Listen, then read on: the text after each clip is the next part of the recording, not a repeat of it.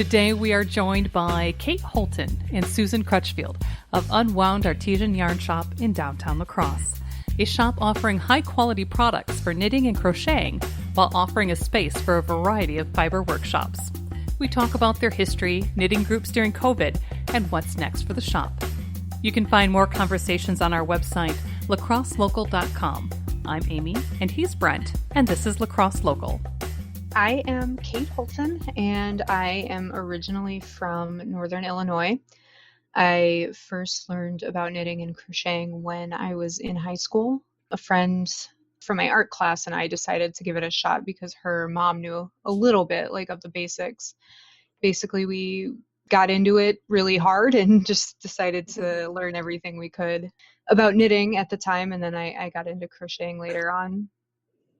Kate's pretty amazing for having learned so much, and her mind is like a trap of yarn information.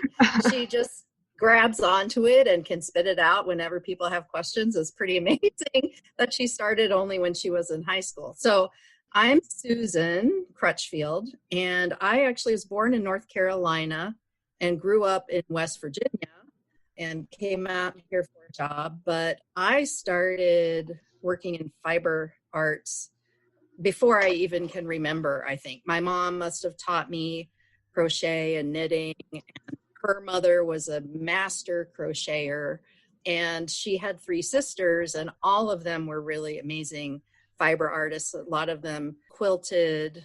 I got lots of great kids' toys from them, handmade kids' toys when I was little, for Christmas. So that's how I got into it, and I just kept going. So how did Unwound come about? Unwound opened in August of 2017 in downtown La Crosse. Before that, I had wanted to open a yarn shop for years. I think everyone kind of dreams of having their own business. And I was kind of at the shifting point in my career where it was like, I can go for this or I can let this idea go for who knows how long. So decided to go for it, and it worked. It happened. Enough people decided to give me a shot.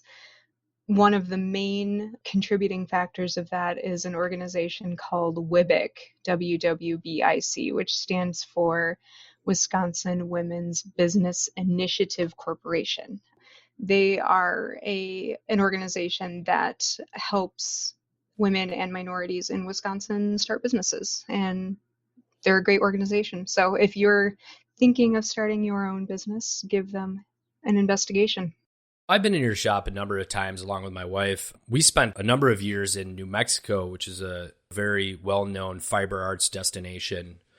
And we noticed your yarns were from all over the place. Where do you source your materials and yarns and things like that?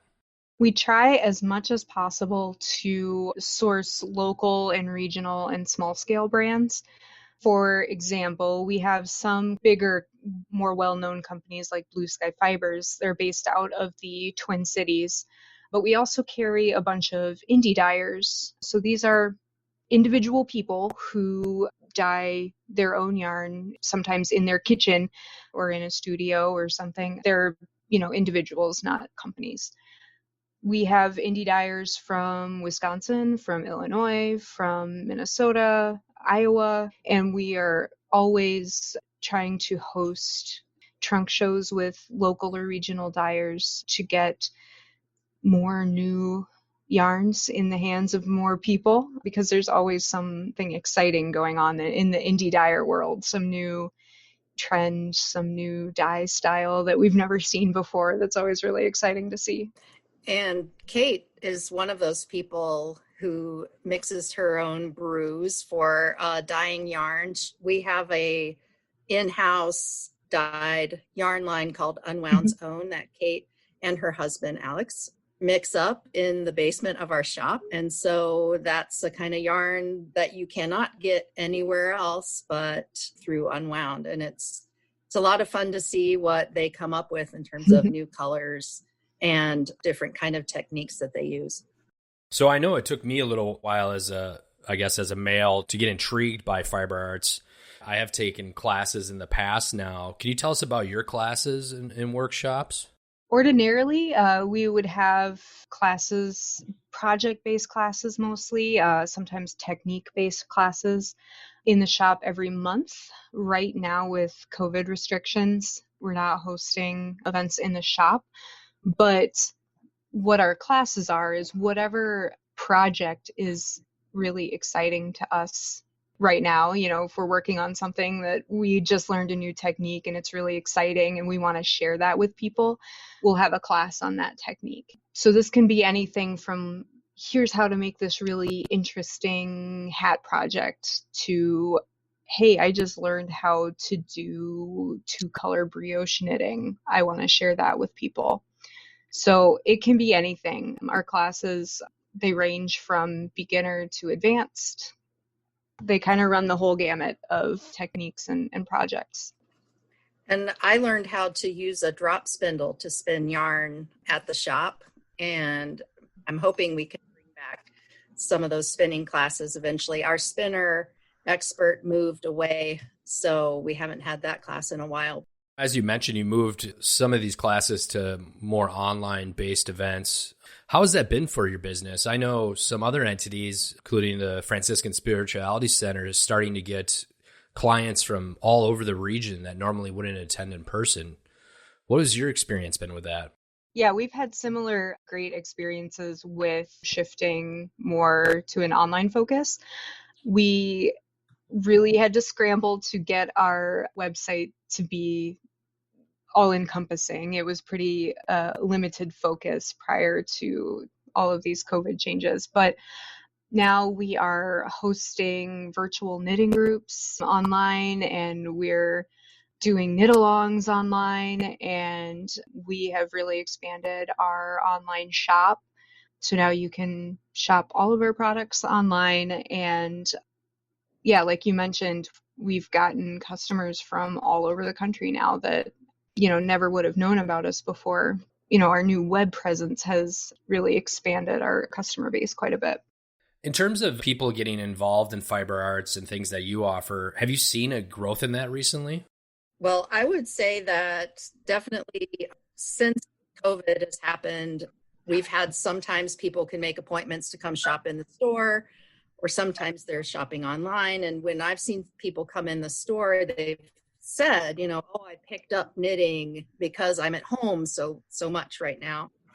And they come in looking at our yarns and asking for some tips, like what are some good beginner kinds of projects that I could work on, and can you help me, and so on. So I have seen a lot of that, particularly when people come through the shop.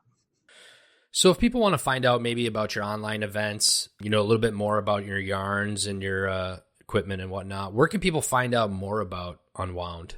Our website is unwoundshop.com, and that stays pretty updated, and that's where our shop is online as well.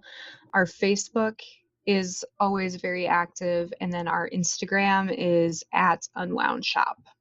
And on those sites, you can find the links if you want to join us for our virtual knitting groups, which is really fun. Those also have expanded to places outside of La Crosse, since we're now doing them online instead of in our shop. The times and the links to join us for those anyone can join are on our website too.